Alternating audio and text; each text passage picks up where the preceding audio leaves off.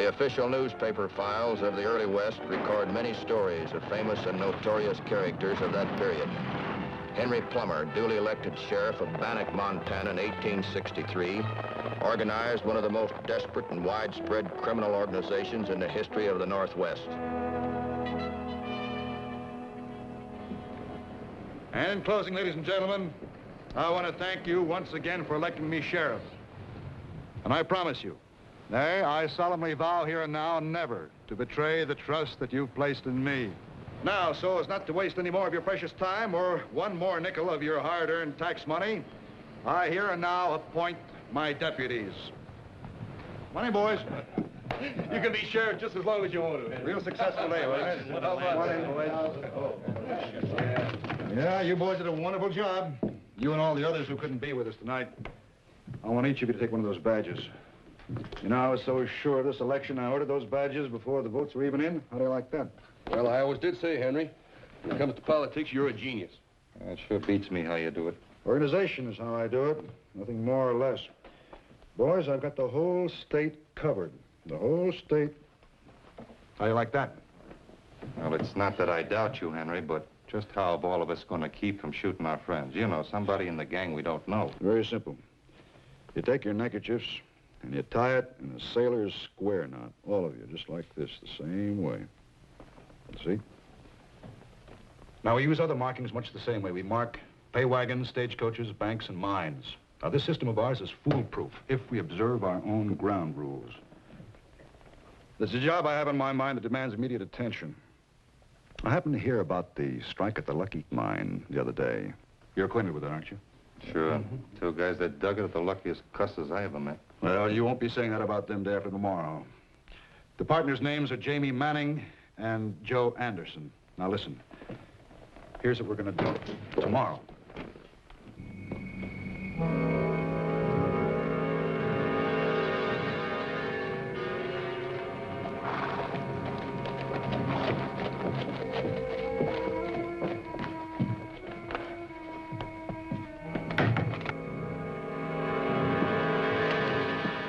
Henry, Mrs. Manning's on her way here. Oh, good. Things are working out just about right, aren't they? Come in, Mrs. Manning.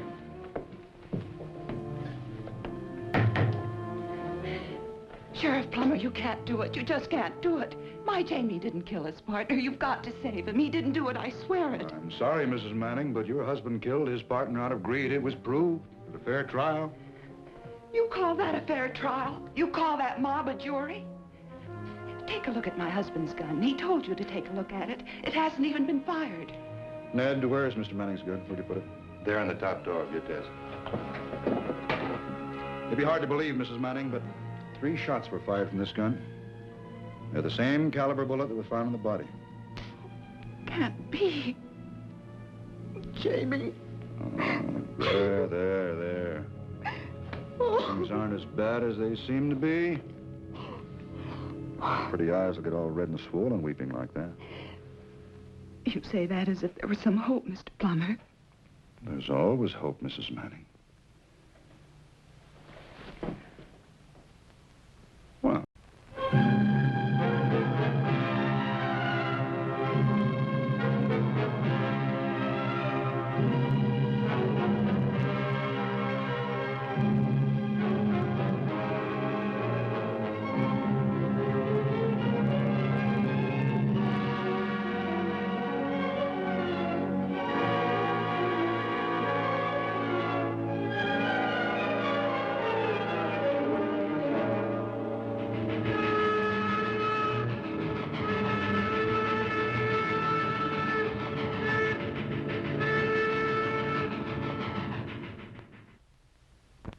The official newspaper files of the early West record many stories of famous and notorious characters of that period. Henry Plummer, duly elected sheriff of Bannock, Montana in 1863, organized one of the most desperate and widespread criminal organizations in the history of the Northwest. And in closing, ladies and gentlemen, I want to thank you once again for electing me sheriff. And I promise you, nay, I solemnly vow here and now never to betray the trust that you've placed in me. Now, so as not to waste any more of your precious time or one more nickel of your hard-earned tax money, I here and now appoint my deputies. Money, boys. You can be sheriff just as long as you want to. Real successful day, boys. Money, boys. Yeah, you boys did a wonderful job. You and all the others who couldn't be with us tonight. I want each of you to take one of those badges. You know, I was so sure of this election, I ordered those badges before the votes were even in. How do you like that? Well, I always did say, Henry, when it comes to politics, you're a genius. My board will pull out soon.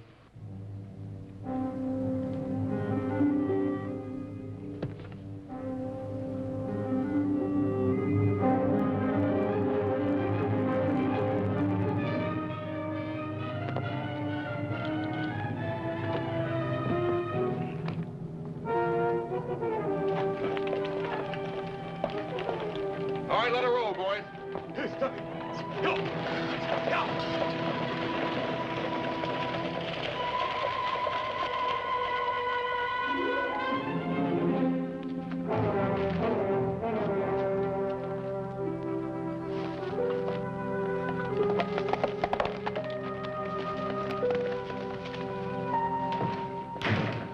Jaeger, what the devil are you doing here? Code marking on the stage coming in. There's a lawman on it. Why do you bother me with details like that? You know we've got enough lawmen in this town. Ned, take care of it.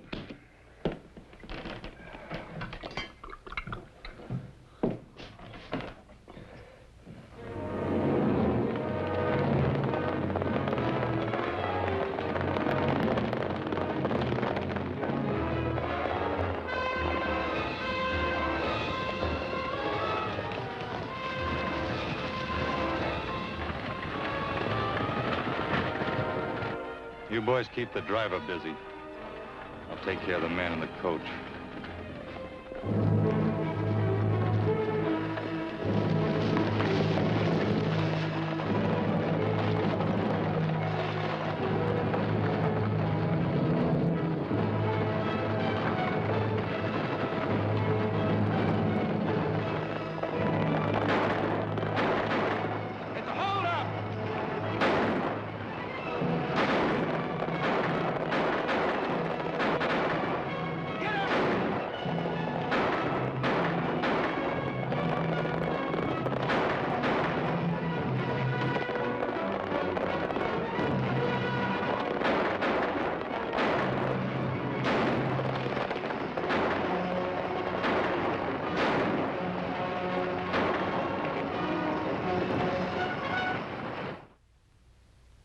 Frankie Adams, another railroad operative, had been placed in the stage office to get day-by-day information on shipments or anything else of interest.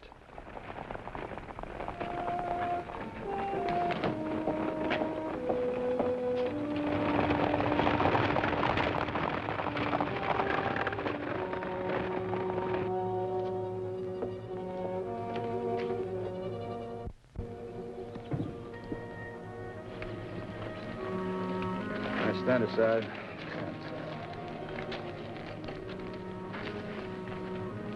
What happened? Hold up. Another man murdered.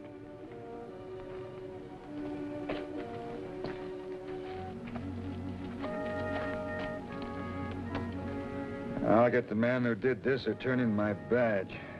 There's his credentials. Were you on the coach with him? That's right. You plan to stay in town long? Well, I plan on doing a little hard rock mining in these parts. Good. When I catch his murderer, I'll need you for a witness. All right. What's your name? Matt Smith. When you find out where you're staying, let me know, will you? Be glad to, Sheriff. That all? Yeah, that's all.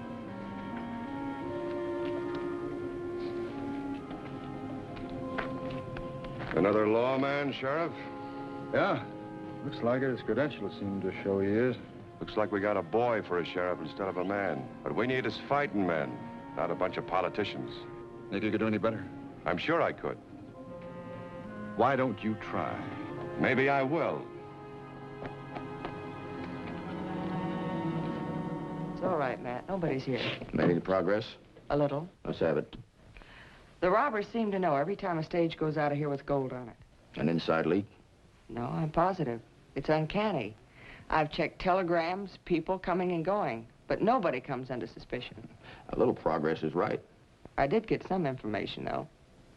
I went to a quilting party the other day with the good ladies, and they're all excited about a vigilante committee forming. People are getting fed up, huh? That's putting it mildly. Might be a good outfit to tie in with. You know who's behind it? Yes, a man by the name of Captain Williams. One of our leading citizens in town. Oh? I'll see you later, Frankie.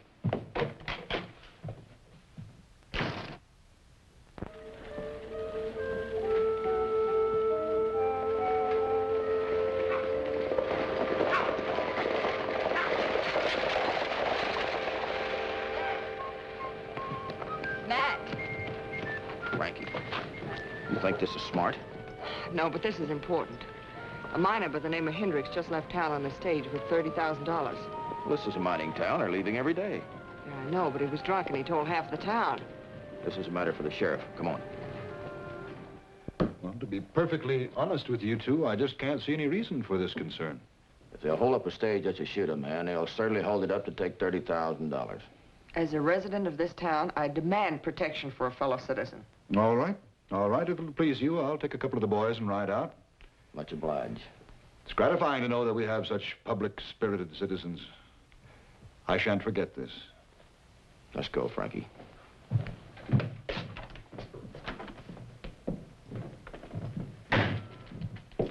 He didn't seem any too anxious, did he?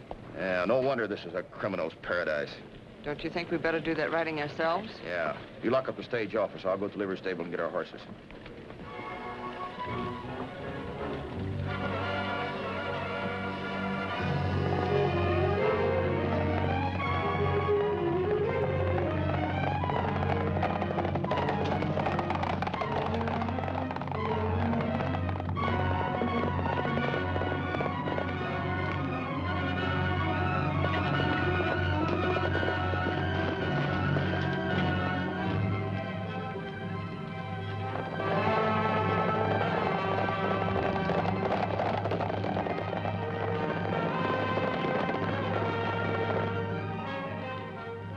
And he was going home.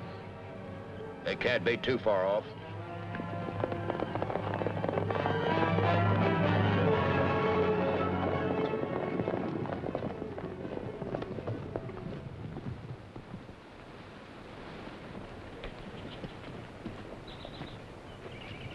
You're too late, Sheriff.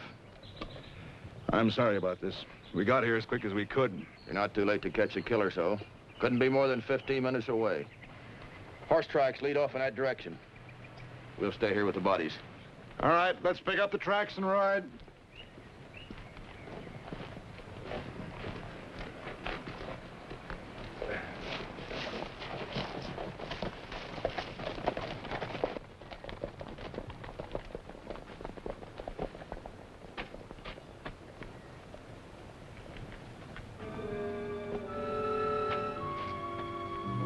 Matt, take a look at this. These are fresh. This company doesn't use any chalk markings. I wonder if it means anything. Well, I don't know. It might. I wonder what he's got in his hand.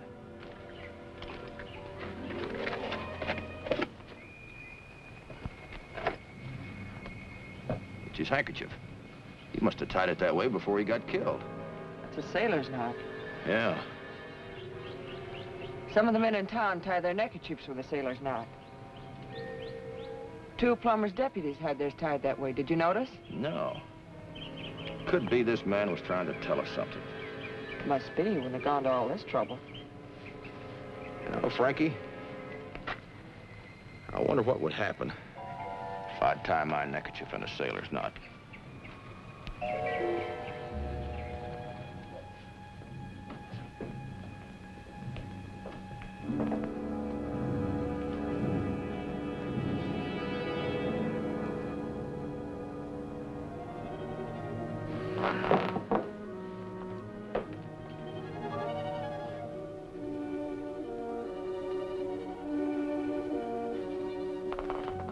Not a member of the lodge? Might be. Know him? Let's get acquainted.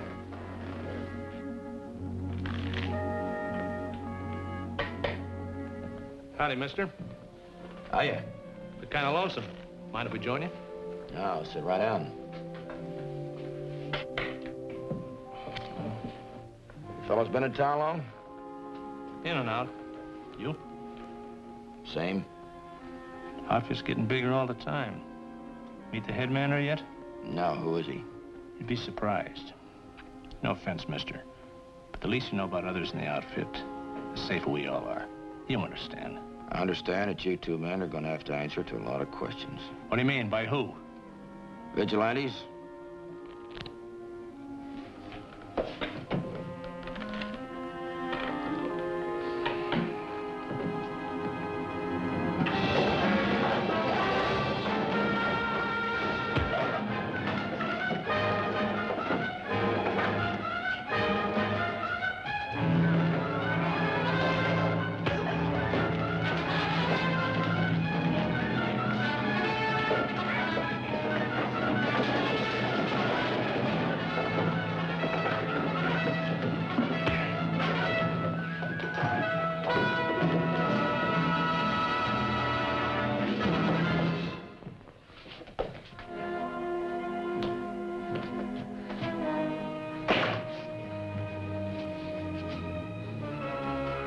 How about that?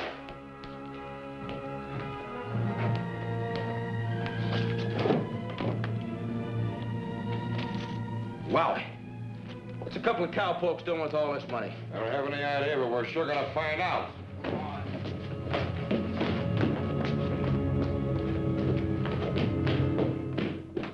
Yeah, those outlaws always seem to know what the coaches are carrying.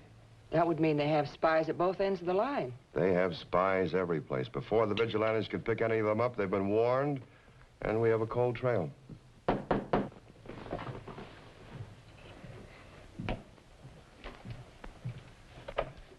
Oh, hello, Mrs. Manning. Come in. You leaving town? Well, there's nothing for me here anymore. Could I talk to you alone, Captain? Oh, it's all right. These are railroad detectives. Come on in. Miss Adams, Mr. Clark. How do you do, ma'am? Please sit down. I should have come to you before, Captain, but I was too ashamed. Now tonight I received this threatening note. Get out of town or you'll end up the same as your husband. Have any idea who sent you this? I'm sure I do. And I'll tell you all I know because I'm leaving anyway, and I won't have to be afraid anymore. The day before my husband was to be hanged, I went to Sheriff Plummer to plead for his life. The sheriff promised me that he would spare my husband's life if I would sign a certain paper. If I would sign a deed, turning over all my rights and interests to the mine that my husband and I had developed. Oh, I didn't know what it was at the time. I didn't even know right from wrong. He appeared to be my friend, and I was willing to do anything. That night, he came to my house. You were alone?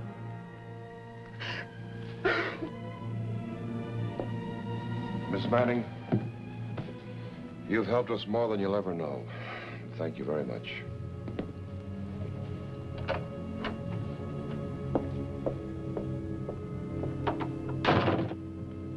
Do we need anything more?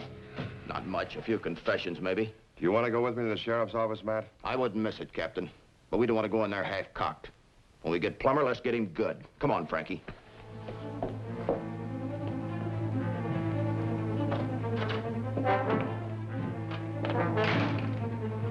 How long you gonna leave us in here? As long as those detectives are hanging around. Listen, Plummer, we've been here long enough. You're gonna let us out right now. We're not taking any chances of a mob breaking in and lynching us. I'll let you out when I'm ready. All right, but if a mob does break in, you'll hang with us.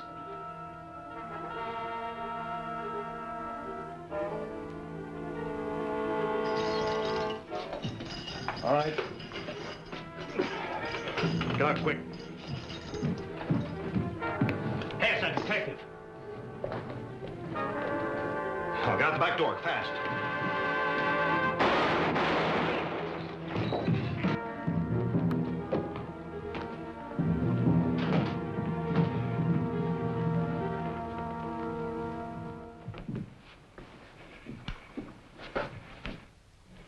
slugged me when they tried to make a break. Well, Captain, there goes our only chance of finding out who the rest of the gang is. Well, maybe not, Matt. Sheriff, when the stagecoaches go through town, they have code marks on them. Will you send one of your deputies over to the depot and pick up anyone marking them? Oh, sure can, Captain. I've bungled things long enough around here. I'd like to make up. Matt, as long as you and I feel that there are spies at both ends of the stage line, why don't you and I go out tomorrow morning and check all the relay stations, huh? Good idea. Pick me up at 6 o'clock and I'll ride out there with you. Right now, I'll go get my deputies together. Matt, if we're guessing right, he won't wait till morning. Neither will we. We ride now.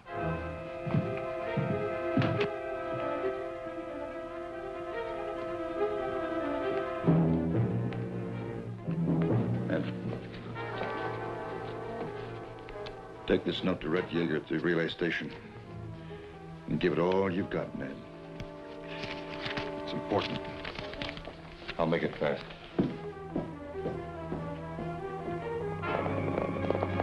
We'd been riding all night. We're nearing the relay station.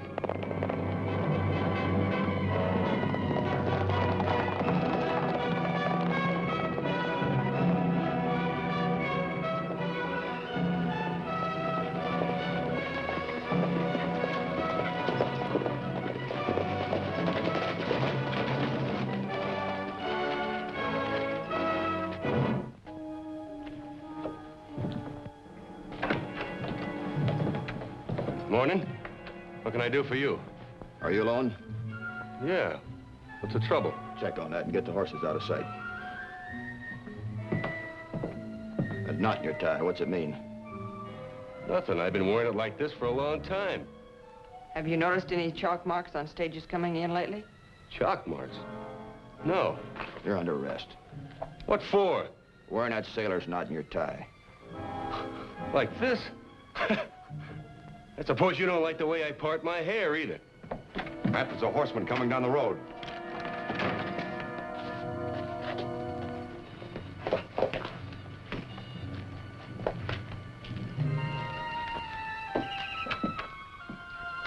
Hey, Red. I'd been here sooner, only my horse went lame. What's the matter? You sick? Got some new orders. I'll take that. Get over there.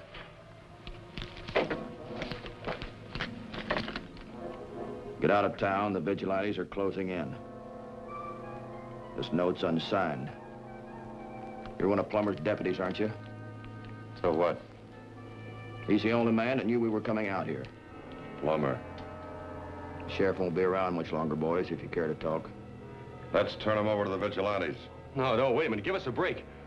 I'll talk. What do you want to know? That's what I want to know about. Plummer was next on our list, but it was too early in the morning for such an important man to be in his office.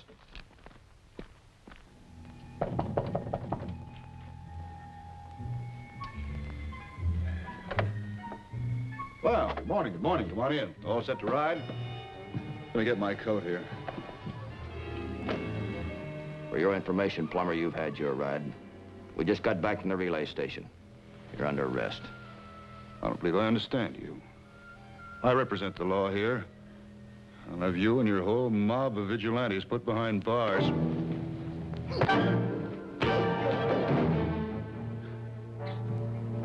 Red Yeager gave us the list of the whole gang.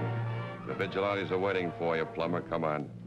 Vigilantes, no, please, they'll hang me.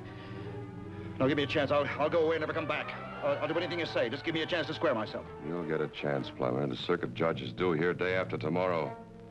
You'll get plenty of chance.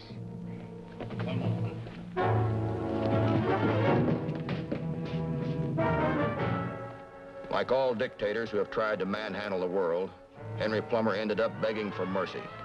His visions of an empire stopped forever by the sudden jerk of the hangman's noose. In 8 short months, Plummer's criminal organization, hiding behind the shadow of a star, had murdered 103 innocent people. Between December the 10th, 1863 and February the 10th, 1864, the Plummer gang paid their score, and organized robbery and murder on the road ceased.